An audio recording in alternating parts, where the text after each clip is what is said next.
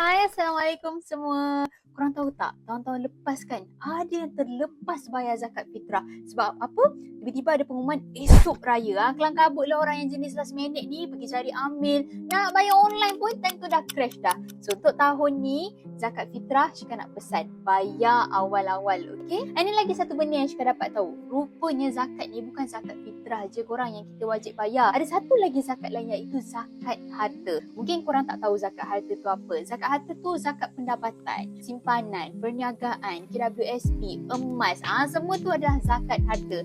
Dan Syika pun baru je tahu zakat pendapatan ni bukan sekadar kira gaji tetap korang je. Kalau korang ada buat pendapatan sampingan, contohnya macam Syika buat affiliate, commission, paid review, itu pun korang kena masukkan sekali. Dan kalau korang campur semua tu, lebih daripada kadar nisab dia, wajib untuk kita bayar zakat. Korang nak dengar satu cerita tak? Ada seorang lelaki ni tau, dia punya kaya tu korang tak bayar cerita. Apa semua dia boleh beli. Tapi satu hari ni dia pergi jumpa seorang ustaz. Dia cakap, "Ustaz, saya ada segalanya Ustaz. Tapi kenapa saya rasa kosong dengan tak tenang."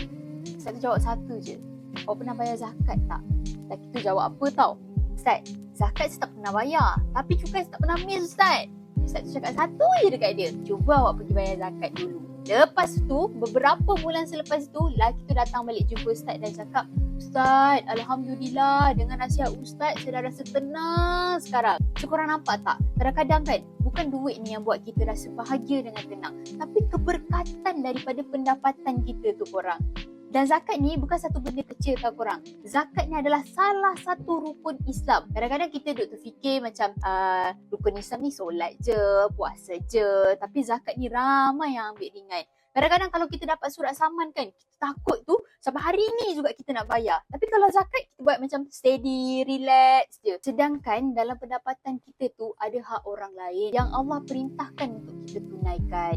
Tak banyak pun korang, 2.5% je. Korang bayangkan, korang beli satu kek besar kan, 40 slice korang potong. Satu slice tu je korang kena bagi dekat orang lain. Tak luak pun duit korang tu.